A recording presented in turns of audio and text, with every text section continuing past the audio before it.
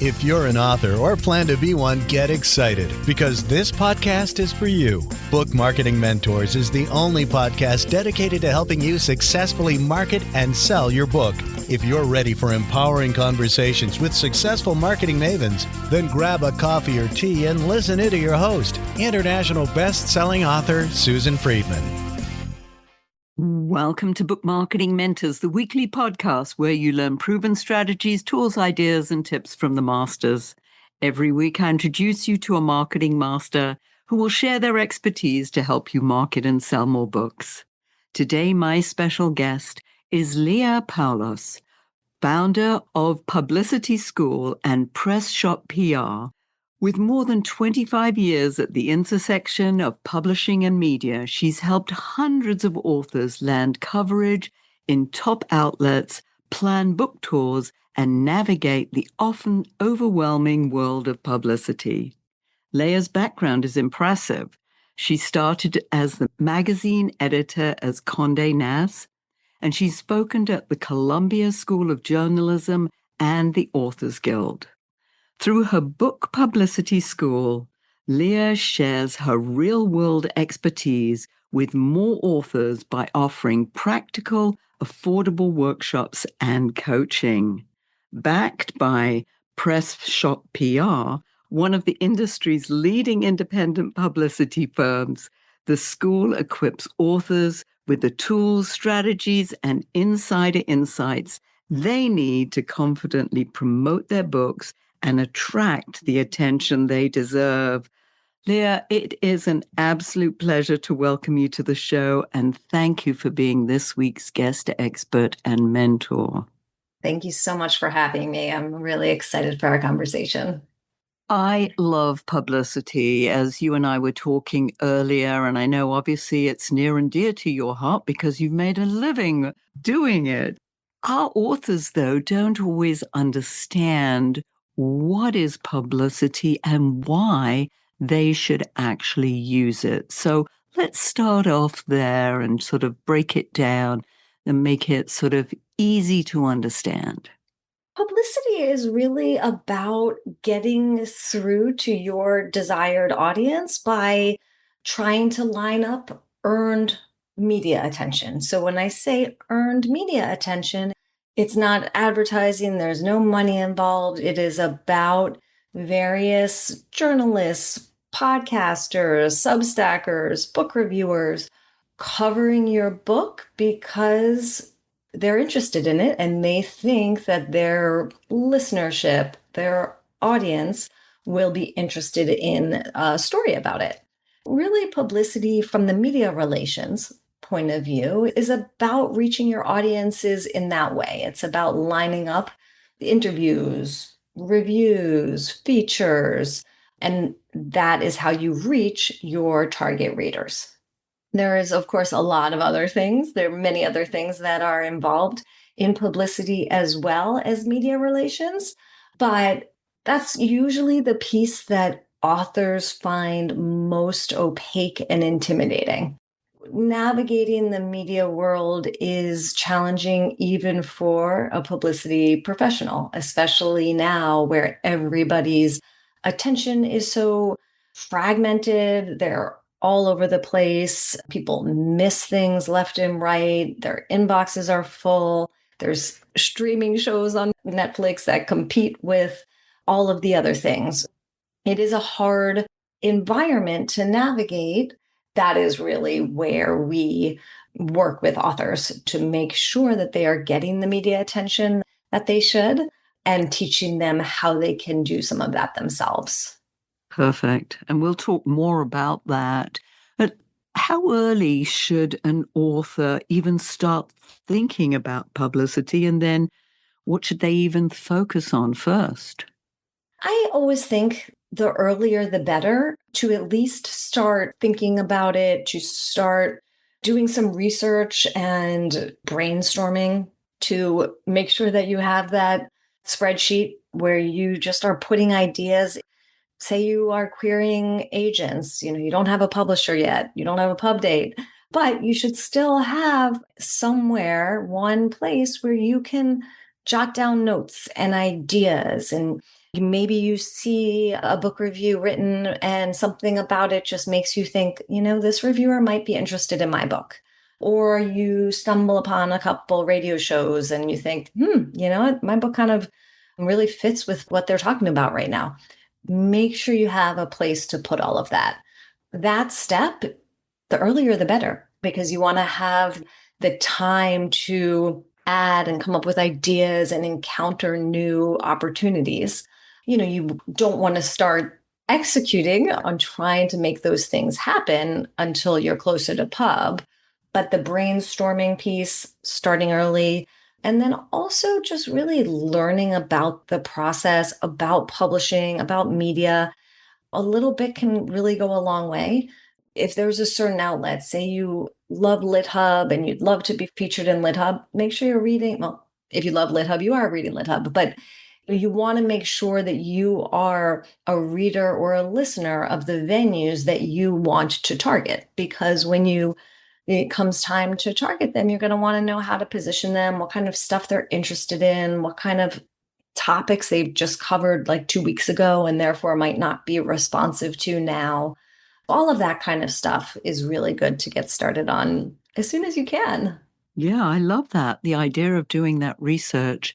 And I'd not heard that before. And I think it seems so simple to think about that in advance, because I know that so many authors think they want to go from 0 to 100 and want to be on national media before the book comes out. Oh, I should be on Good Morning America, or I should be featured in New York Times or on the bestseller list. And they think it's sort of somehow magically going to happen. Yeah. And it doesn't, as you know. No, it doesn't. You don't have the magic button that we can. I wish I had the magic button. I really do. Let's talk about some mistakes that you see that authors make when it comes to publicity. I would say the one mistake, probably the biggest and most common mistake I see is not really fully understanding how important it is for them to be a really proactive presence in the promotion of their book. Even if you're traditionally published, even if it's from a big five publisher, there's still a lot for an author to do. We're not living in the same environment, either the publishing environment or the media environment that we were 10 years ago or 20 years ago, obviously, but even 5 years ago. It's so fast changing. And as a result, nobody can really keep up with it and do everything there is to do. There's just a lot of different opportunities, which is great. That is a good thing, but it's not a good thing if you're not putting any sort of muscle and time and energy into it. It's not like it was in the past where a publicist working in-house that's working on a number of other books can manage a campaign. That was much more feasible when there were, a list of maybe 125 book editors to go out to. And you did that and you're like, okay, I got it to the people that need to know. Of course, there are other opportunities, but these are the big ones. And now it's just not like that. There are fewer opportunities for the big book reviews. So many of those pages have folded. And then on the positive side, there are tons of other opportunities, but they're much more niche or targeted. So you have to really get in there, like dive in there and do that work specifically for your book. And that just makes it really hard for somebody who's juggling 6 books a season to do that work for each book. That's an impossible job, in fact. Well, one of the things that you touched on earlier was the fact that authors sometimes think that, oh, let me find somebody else to do this for me because they're going to get a lot more exposure for me than I can get for myself. They also think that that's going to help sell the book.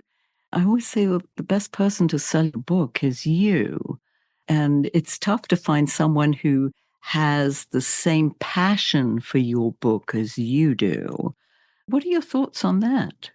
Yeah, absolutely. I mean, I think there are a lot of things that an author absolutely does best. One of them is, first of all, getting the people in their life, their friends and family and neighbors, and the person they went to MFA program with and that writing workshop, activating them to support the book. That's one thing that an author really needs to do. But beyond that, they do need to be the one that is overseeing the entire journey of the book. So if you have somebody, if you're with a press and you have a publicist, yes, there's going to be some support at a certain point. But still, the author is the one that's there for the long haul. They're there pre-publication. They're there when the descriptive copy is being written. They're there to do social media. They are there to do events. They're there well after the book has published and the publisher has moved on to the new crop of books the next season. That's another element. And then the other element, and this is one of the things we do a lot of work with at Book Publicity School, is nobody is going to know your book in all the different angles and the space like you do. You are going to know, like, maybe there's media space that's not exactly in the main topic of your book, but it's sort of a little secondary. And you're going to know that. You're going to know how to present your book with that focus. And it's not that nobody else can figure that out. It's just everything in publicity takes a lot of time. Anywhere that an author can help out, great. The better it is for the entire endeavor of promoting that book.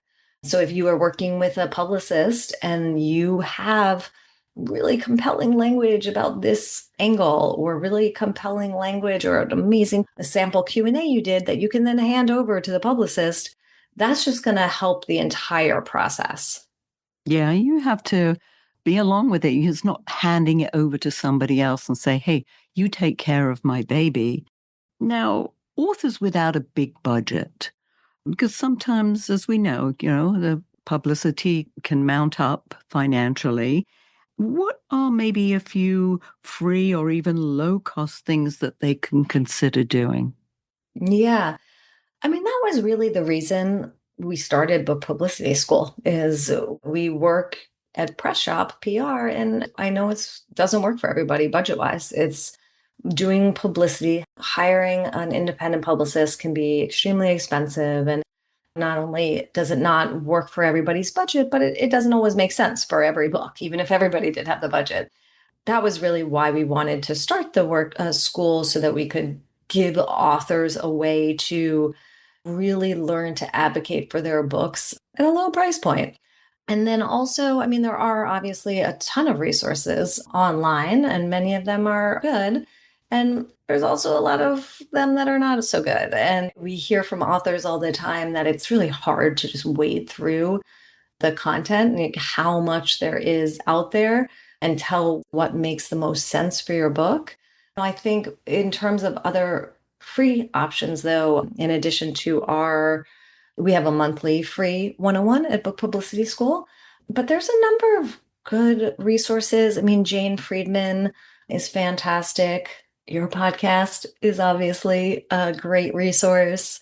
What else? Writing podcasts is often very, very helpful for authors. There's a good community on Substack with good writerly advice. But we do find that people do have a hard time figuring out which is the piece that makes the most sense for them. Yeah, it's overwhelming with what is out there. And often I address that fact and thank you, by the way, for including me with Jane Friedmann, even though we're not related. I know she does excellent work. We've had her on the show a few times as well. There is so much stuff out there that it is overwhelming. And that's sort of finding the right person or the right operation, setup, school that can actually help direct and put people on the right track and make things realistic for them. Because often, as we talked about earlier, the idea of people wanting to be on national media, they think, oh, that's, the be all and end all. But often local media is far hungrier than any of the national press. And you could still get some nice publicity just at a local level. What are your thoughts on Yeah. that? Yeah, absolutely. I mean, I think these days everybody can create their own media ecosystem, for better or worse. There are obviously a lot of downsides to that. But I will say that one good positive outcome of that is there are more opportunities for authors to really micro target their audiences and where they're getting their news, where they're hearing about books. And those things can be more or at least extremely impactful, and sometimes in a way that a bigger national hit isn't. If you have a nonfiction book and it's on a particular topic, and then there's a podcast, even if it's not a big one, even if it's one that, say, maybe gets a couple hundred downloads an episode, that's not huge, but it's still you speaking about your topic to a couple hundred perfect target readers. And that oftentimes can be more impactful than a bigger hit that might have a broader audience and a national audience, but it doesn't actually end up getting people to buy the book. So in this environment, you really want to niche down. You want to get in front of as many of these kinds of audiences, as many different audiences that make sense for your book as possible.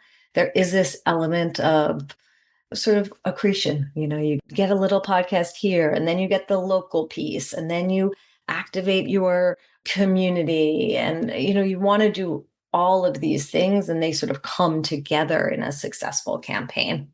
But I totally agree with you that local, particularly if you live in a place that has good local media, but not, it can be a little harder if the media market is too big. It can be a little harder in New York City, for example. But in a lot of different locations, that local media piece can be a fantastic addition to a campaign. And then whatever attention you get, so say you get a feature in the local paper, you can use that, to give you credibility as you then try to go out to other, maybe the bigger ones or a national hit. You said something earlier too about niche markets, which is music to my ears, because I'm a real believer in going narrow and deep. And as you say, those smaller publications, the smaller podcasts, but they are so targeted to the right audience that it makes it just a perfect fit for you. Let's talk about how an author can position themselves as an expert, one that the media wants to interview. How can they do that? What are some of the ways? Yeah, so the way you present your book and the materials you put together to promote your book, that is huge. Like those need to be really compelling, really short. People do not have a lot of time. You need to get people's attention really quickly. And it needs to be very sort of story forward. I mean, the way I sort of explain it in our workshops is if you want a journalist to cover your book, you have to think about what a journalist needs. Think about what they're looking for. They are not looking to cover your book. They don't need to cover your book. What they need is a really good story or a really good interview. They need a piece of content, for better. I don't always love that word, but they need it to appeal to their readership or their listenership or whatever type of audience they have cultivated or their media outlet has cultivated. So you have to think about what is a story that's going to be compelling to them? How do they typically cover stories? What's their voice? What's the kind of thing that's going to make them feel new and fresh and like you're pushing the narrative forward? It's not, this is a book and blah, blah, blah, you've heard this before, but something that makes people think like, that's new. I hadn't thought of it that way, or that's really interesting. And you always want to lead with that. And one exercise we do in our workshops is and this is something that any of your listeners can do, when you're trying to figure out, like, what is that hook? How am I leading? One really good guide is just paying attention to feedback you get from people that are similar to your target reader. Talking about your book in a lot of different situations to a lot of different people that don't know about your work that could be a good reader. And what you want to do is just make a note to yourself, pay attention to what they're responding to. Maybe you was open talking about a story that happened and how this sparked the inspiration for your book. And maybe that really gets people. Okay, note to self. What is it about that that is capturing people's attention? On the contrary, maybe sometimes you talk about it in a certain way and it's really compelling. People ask questions, their eyes light up, and then another way, maybe a different like origin story, and they kind of start getting fidgety or itching to look at their phone notifications. Okay, maybe that's a note. That's not the most compelling way to position the book. And the part of the reason why that can be so effective is that for authors, they know their book so well. They've been living with it for years, maybe decades. They know all the ins and outs of it. And it can be really hard to step back from that space and think about, well, what's going to interest other people? And when you're face to face with someone, you're used to that. You're used to thinking, in conversation, you're not spewing everything that's going on in your head. You're thinking about how to have a good conversation, sort of tapping into that skill and that ability that we all have to see how other people are reacting and have a good give and take. Just there's a lot of clues there. There's a lot of feedback that you can put to use in those conversations.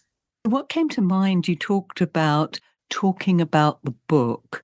I know that you have a speaker one sheet that you use for getting speaking engagements and for getting podcasts. What are your thoughts of having a one sheet just about your book? Yeah. At Press Shop, when we are pitching books, yeah, a one sheet can be great. But what we always find is really, really effective is a short, two small paragraphs, maybe three, an itty bitty third paragraph. And that's just really the story, the hook, as well as the facts, like who's publishing it, when did it come out, what's in the book. Very short, but compelling. And then we put a lot more information in, but we sort of put it down beneath our signature. You really want to avoid people opening your email and just being hit with a massive block of 1,500 words. That's not a good way to get attention these days. You want to include that. And then down below, you can include things like maybe it's talking points. Maybe it's your bio, some advanced praise, a sample Q&A with you. All of those things are really effective when you are reaching out to people, reaching out to journalists. And then by all means, once you have that, you want to convert it into a one-page format that you include with the book when people request it. Fantastic. A big part of doing publicity is just making it really easy for people to cover you, giving them what they need. So it's not like they get something in their inbox or in the mail and they think, oh, this is interesting, or I really like this first couple pages, but oh God, when is it being published? Is this self-published? Is it not? Who is the author? What are their credentials? Like, give them everything they need to know, make it really easy. And whatever the ask is, say you are reaching out for an interview, make it really clear that you're a good interview. And here's what you can talk about in an interview. So that's another big part of what you need to be thinking about when you are reaching out to any media entity of any kind. And not to just send people books unless they say that they want one, because I think they just send them out there. Somebody's going to want it and they're going to write about it just because they receive it in the mail. I don't think so. No. That is a tremendous waste of resources for sure. Very much so. Never been a fan of it. I mean, ever since I saw a couple photos and was in a newsroom where they literally had, I don't think they used it as a dumpster per se, but it was like a dumpster for all of the galleys because there were so many that they needed a container that size to keep them. You don't want to have to be fished out from a dumpster container to get your book covered. Soul destroying. Yeah. Totally soul destroying. This is a great segue, Leah, to talk about your book publicity school, which I love the name of. I can't wait to hear more about that. So talk to us more about that. I mean, we started it about 2 years ago, really because we saw that there was a real lack of opportunities for authors to learn how to promote a book, how to navigate the world of publicity in the lead up to publication themselves. And there were so many authors that came to us at Press Shop, where we do our full campaigns, where we lead the campaigns, where we couldn't work with them. And I just knew that we could support them. There were so many authors that I really liked them. Their book sounded amazing. Right away, all sorts of ideas were coming to mind, but it didn't work. Either our schedule was too full, or the budget was off, or there's any number of reasons. So I really wanted to create a place where we could take all of the insights we've learned about how to navigate this intersection of publishing and media and support authors, and to support authors at a time that's really intense for them. Publication and the lead up to publication and the publicity space can be really stressful and kind of scary. It's the first time that an author's book is meeting the world. That's pretty intense. And then on top of that, authors are sort of thrown in and told, you have to promote your book these days. The publisher's not going to have enough resources to do it for you. Oh, and by the way, every media outlet that you have heard of, like 80% of them don't exist anymore. However, there's all these other new ones that you've never heard of, but they actually have followings. Okay, you author at this moment, go forth and really effectively promote your book. That's just not a great spot. So I really wanted to support authors in that space. That was the genesis of Book Publicity School. And we have a couple different programs. We have a 6-week program. It's called our intensive. We do that quarterly, once a season. And that really is like a primer of everything that an author needs to know to really kind of get up to speed and to just feel more confident and understand, get a sort of to-do list that is manageable, that is sort of created for them. We always keep the classes small so that as I'm going along, I can be like, oh, okay, like, Susan, this thing is not for you, but like, listen to this next thing, because that's going to be a great thing for you to do. And that I always hear from authors is really helpful, just sort of cutting through all of the abundance of advice and pinpointing what is going to be effective given their time resources, energy resources, and skill set. That's our 6-week workshop. And then we have a couple crash courses, which are videos, plus then one half-an-hour session, implementation session with me. And then we also work with people for a 6-month program called the Strategy and Support Program. And in that one, it's includes all of our other courses, our 6-week, but it also has a lot of one-on-one time with me, some one-on-one time with my team, a resource library, office hours. And that one is really great, where somebody wants to learn a lot, but then also wants some more guidance and support in the lead up to publication. They want to be checking in, they want to bounce ideas, they want to get some feedback. Those are our 3 main programs. Perfect. So how does an author find out about Publicity School? Everything is on our website, which is bookpublicityschool.com. And we have a bunch of social, everything on bookpublicityschool.com will lead you to, our other resources. But we're on LinkedIn, we've got Instagram, we've got a blog on the website, a whole bunch of tips. And then we have a newsletter as well. Perfect. And as you know, we always have our guests leave our listeners with a golden nugget. You've shared so much with us, but I know there's one golden nugget you could leave us with. What's that?